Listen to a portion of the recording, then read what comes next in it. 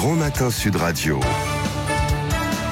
L'édito politique. Et comme chaque vendredi, l'édito politique, c'est Natacha Polony, directrice de Marianne. Bonjour Natacha. Bonjour. Bonjour Natacha. Alors le site pour demander un référendum sur la privatisation d'ADP est ouvert, mais apparemment, je le disais tout à l'heure, ça ne fonctionne pas très bien. On n'est pas près de l'avoir le référendum. Hein. D'ailleurs, tous les auditeurs, je pense, le savent maintenant. Il faut 4,7 millions de signatures en 9 mois. Et l'idée, c'est de signer pour demander un référendum pour proposer une loi disant qu'ADP est un service public, donc impossible à privatiser. Sachant que si le Parlement se saisit de cette proposition pour l'examiner, ça empêche le référendum. Donc, vous savez, le Conseil constitutionnel a tranché. Il peut y avoir un référendum d'initiative partagée sur le sujet. Du coup, le ministère de l'Intérieur est obligé d'organiser la procédure et donc de mettre en place un site pour recueillir les signatures. C'est une obligation. Donc ce site est ouvert depuis le 13 juin à minuit. D'ailleurs, ça fait 2 jours. On voit un peu comment ça marche maintenant. Alors on voit comment ça marche. Ça donne quoi alors justement le site ? C'est la croix et la bannière, franchement. Alors, c'est vraiment à croire que le gouvernement fait tout pour dégoûter les citoyens de signer. C'est d'ailleurs évidemment l'idée qui a surgi sur les réseaux sociaux.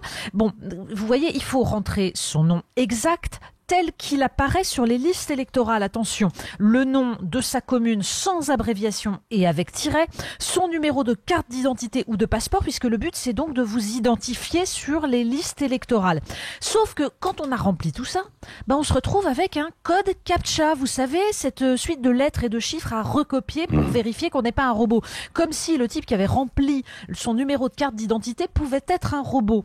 Alors moi j'ai dû m'y prendre à 3 fois pour recopier le code CAPTCHA sans que ça bug. Oui, voilà. Mais vous pensez que ça a été fait exprès ou pas ? Non, quand même pas, si.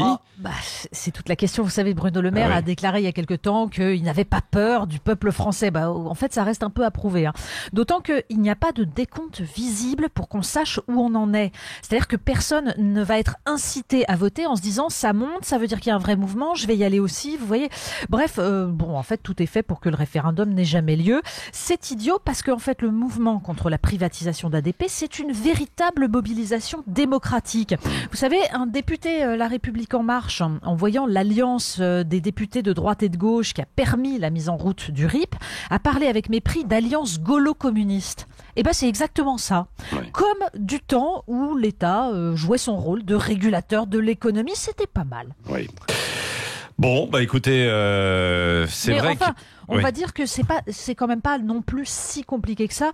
Vous pouvez essayer. Recopier 3 fois un code CAPTCHA, ça vous tue pas. Donc non, ça c'est vrai. Ça c'est vrai. Mais il y a quand même l'opposition qui a dit est-ce qu'on n'est pas en train de compliquer les choses pour décourager aussi des gens qui veulent le consulter. Je poserai la question à Julien de Normandie, qui sera mon invité tout à l'heure à 7h40. Merci Natacha.